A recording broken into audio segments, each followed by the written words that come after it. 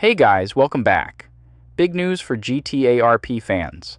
FiveM has officially launched early access for GTA 5 Enhanced Edition.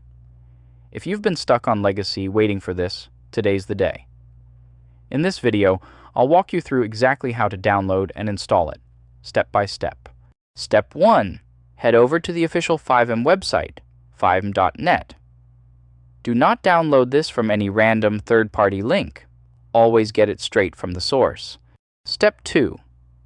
Look for the button that says Download FiveM for GTA V Enhanced.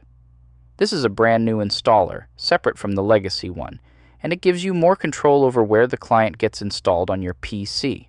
Step 3. Run the installer and let it detect your GTA 5 Enhanced game files automatically. If it doesn't find them right away, you can point it manually to your install folder. Step 4. The installer will now download all the required Gen 9 files needed to run enhanced servers. This part can take a little while depending on your internet speed, so grab a coffee. Step 5. Once everything's installed, hit that green Browse Servers button. From there, find an enhanced compatible server and click Join.